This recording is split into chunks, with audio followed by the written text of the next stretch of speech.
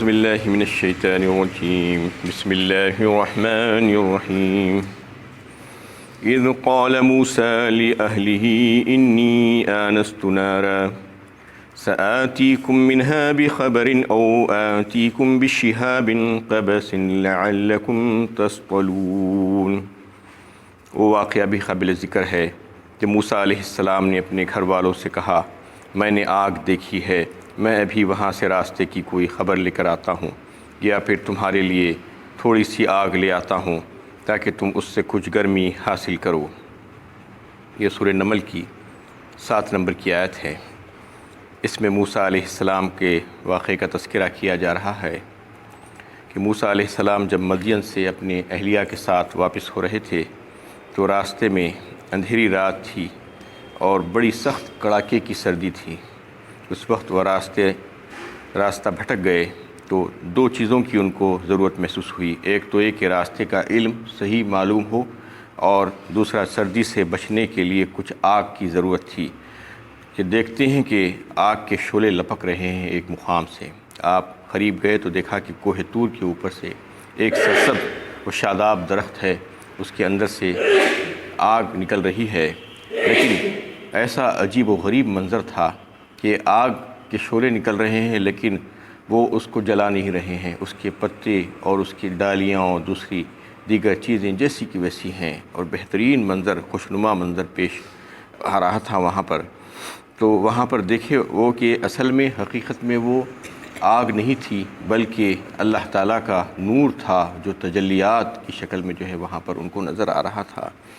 تو یہ جو نظر آ رہا تھا، اور پھر وہاں پر آواز دی گئی ان کو، فلما جاءها نودی ان بورک من فی النار ومن حولها وسبحان اللہ رب العالمین۔ پھر جب موسیٰ وہاں پہنچے تو انہیں آواز دی گئی، نہایت ہی مبارک اور بے حد و حساب فائدہ پہنچانے والی، مقدس و مطہر ہے وہ جو آگ کے پاس ہے، اور وہ بھی جو اس وادی کے ارد گرد ہے، اللہ جو سارے عالم کا رب ہے، پاک و منزہ ہے۔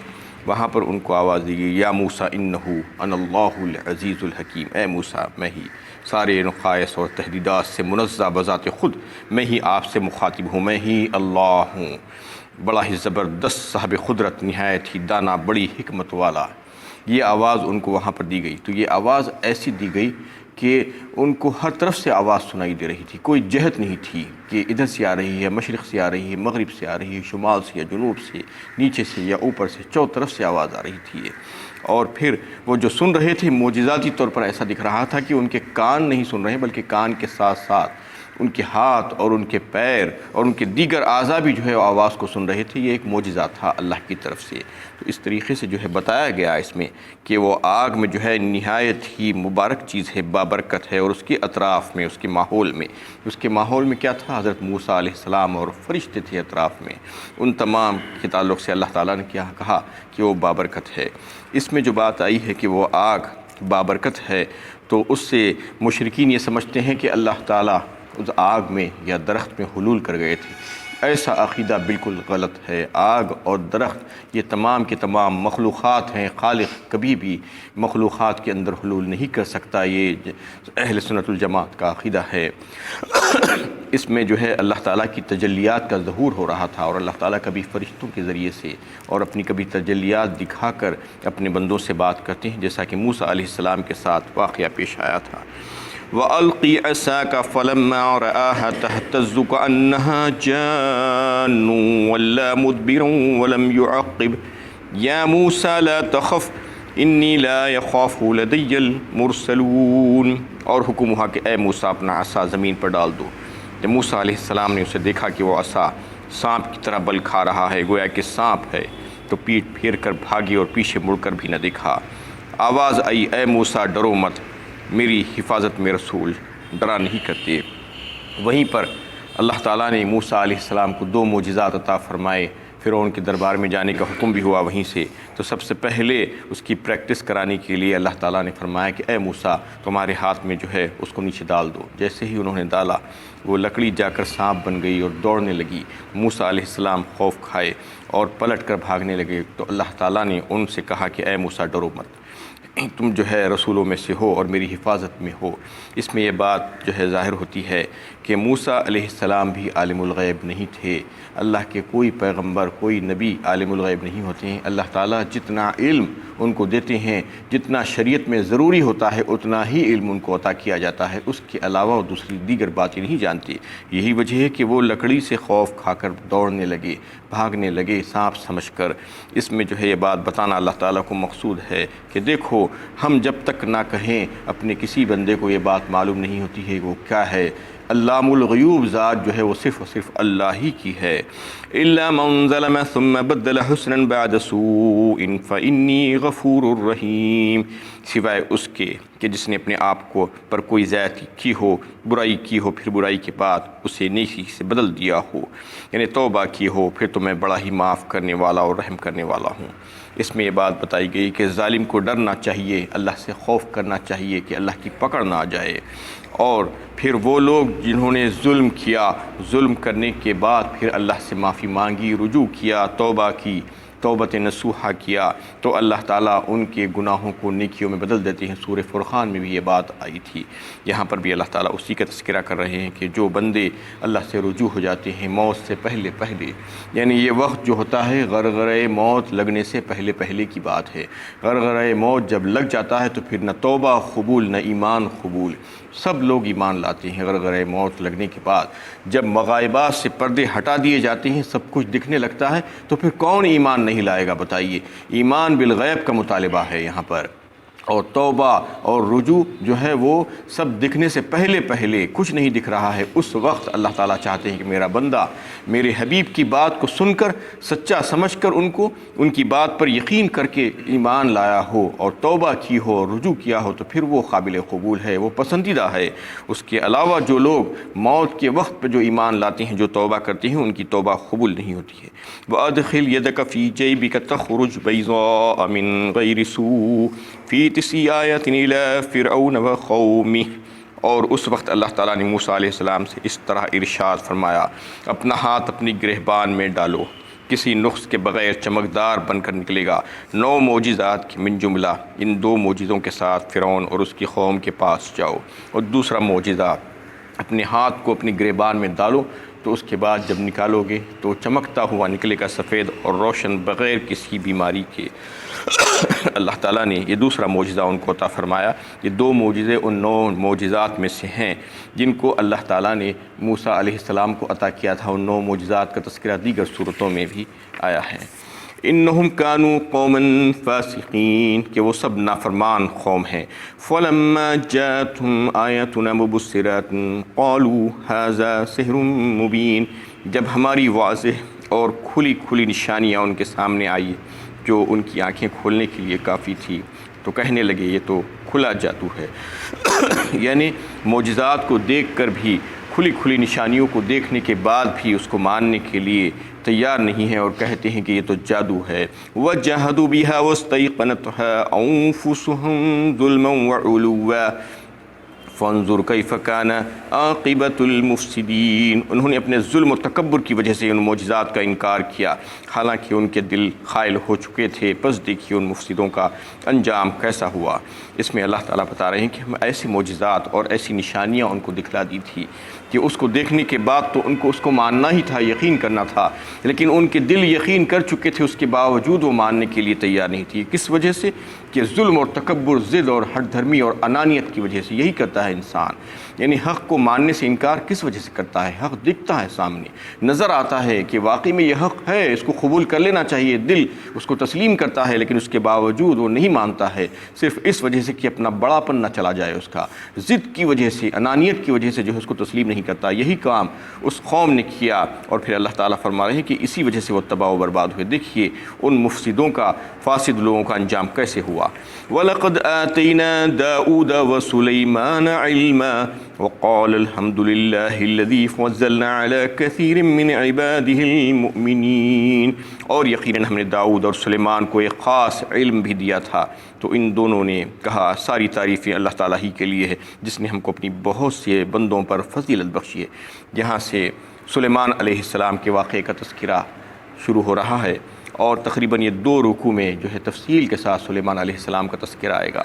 سلیمان علیہ السلام حضور اکرم صلی اللہ علیہ وسلم سے تقریباً 1700 برس پہلے کا ان کا واقعہ تھا، یعنی وہ جو آئے تھے دنیا میں تو وہ 1700 برس پہلے آئے تھے نبی صلی اللہ علیہ وسلم سے، اور ان کی عمر تقریباً 50 سال کے اوپر رہی، اس وقت تک وہ جو ہے زندہ رہے، اس کے بعد اس دنیا سے چلے گئے۔ تو یہاں پر داؤد علیہ السلام اور سلیمان علیہ السلام، داؤد علیہ السلام سلیمان علیہ السلام کے والد تھے، اور ان کو علم دینے کا تذکرہ اللہ تعالیٰ کر رہے ہیں۔ یہ علم واقعی کون سا علم نبوت اور علم رسالت ہی ہو سکتا ہے، اور کون سا علم ہو سکتا ہے؟ اس کے علاوہ بھی اللہ تعالیٰ نے داؤد علیہ السلام کو انہیں بہت سے دوسرے علوم بھی عطا فرمائے تھے۔ وہ زرع بنانے کی جو صنعت تھی وہ ان کو جو ہے عطا فرمائی تھی، ان کے ہاتھوں میں لوہے کو اللہ تعالیٰ نے نرم کر دیا تھا، اس کی وجہ سے وہ زرع بناتے تھے اپنے ہاتھوں سے داؤد علیہ السلام۔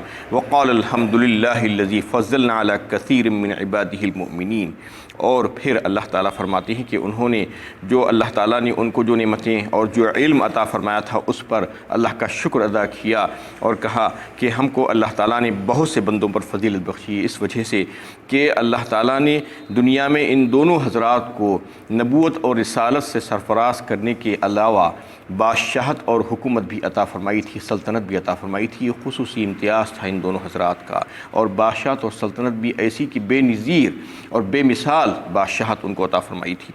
وَوَرِثَ سُلَيْمَانُ دَاؤُودَ وَقَالَ يَا أَيُّهَا النَّاسُ عُلِّمْنَا مَنطِقَ الطَّيْرِ وَأُوتِينَا مِنْ كُلِّ شَيْءٍ إِنَّ هَذَا لَهُوَ الْفَضْلُ الْمُبِينُ۔ اور داؤد علیہ السلام کے انتقال کے بعد سلیمان علیہ السلام اپنے باپ کے قائم مقام ہوئے، اور اے لوگو انہوں نے کہا کہ اے لوگو ہمیں پرندوں کی بولیاں سکھائی گئی ہیں، اور حکمرانی کے لیے ہم کو ہر طرح کی چیزیں دی گئی ہیں، یعنی اللہ کا دیا ہمارے پاس سب کچھ موجود ہے، بے شک اللہ تعالیٰ کا نمایاں فضل ہے۔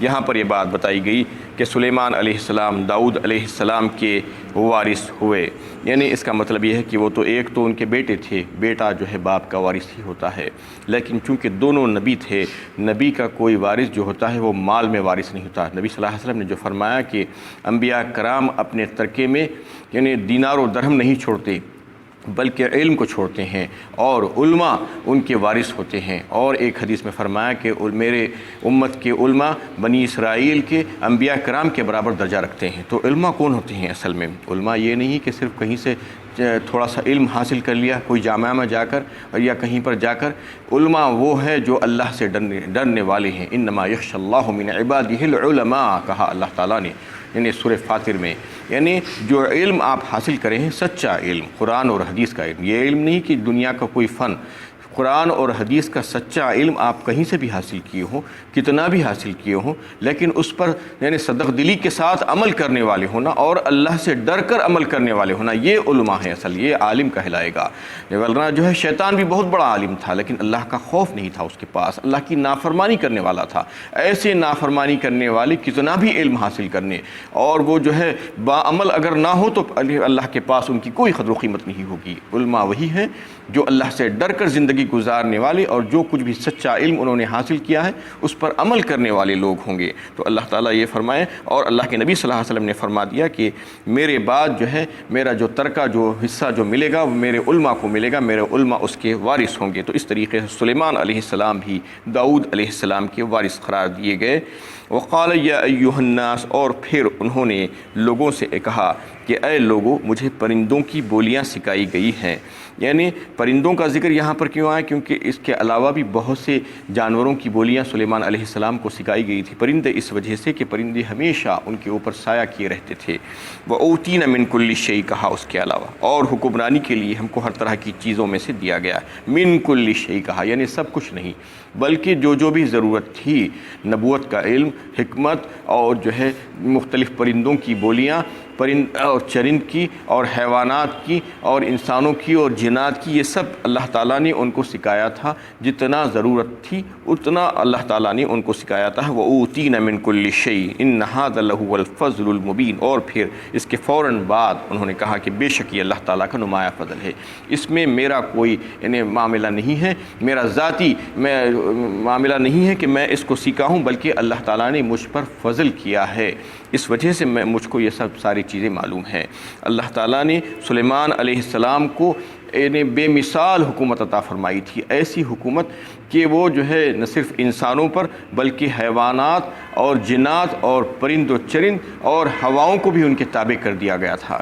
یہ کس وجہ سے تھا کہ انہوں نے ایک دفعہ جو ہے اللہ تعالیٰ سے دعا کی تھی، سورہ صاد پارہ 23 میں اس کا تذکرہ آیا ہے، رب اغفر لی وہب لی ملکا لا ینبغی لاحد من بعدی انک انت الوہاب، یعنی اے اللہ مجھے بخش دیجیے، رب اغفر لی وہب لی ملکا لا ینبغی لاحد من بعدی، اور مجھے ایسا ملک اور ایسی سلطنت اور ایسی بادشاہت عطا فرمائیے جیسی بادشاہت آپ اور کسی کے لیے یعنی مناسب نہ کریں۔ یعنی اس کا مطلب یہ ہے کہ مجھ کو بے مثال حکومت عطا فرما دی۔ اللہ تعالیٰ نے ان کی دعا قبول فرمائی اور ایسی بے مثال حکومت ان کو عطا فرما دی کہ اس کے بعد قیامت تک ایسی حکومت کسی کو ملنے والی نہیں ہے۔ بہت سی دوسری حکومتیں ملیں گی لیکن جنات کی حکومت کے اوپر حکومت، ہواؤں کے اوپر حکومت کس کو مل سکتی ہے بتائیے؟ آج دنیا میں کون سا سپر پاور ہے جو یہ دعویٰ کر سکتا ہے کہ مجھے بھی جو ہے ہواؤں کو میرے لیے مسخر کر دیا گیا ہے؟ ایسا نہیں ہے۔ تو ایسی حکومت اللہ تعالیٰ نے ان کی دعا کو قبول کرنے کے بعد ان کو عطا فرمائی تھی۔ اس کا نتیجہ تھا کہ اللہ تعالیٰ نے ایسی بے مثال اور لاجواب حکومت ان کو جو ہے عطا فرمائی۔ آگے اس کا تذکرہ آ رہا ہے۔ وآخر دعوانا ان الحمد للہ رب العالمین۔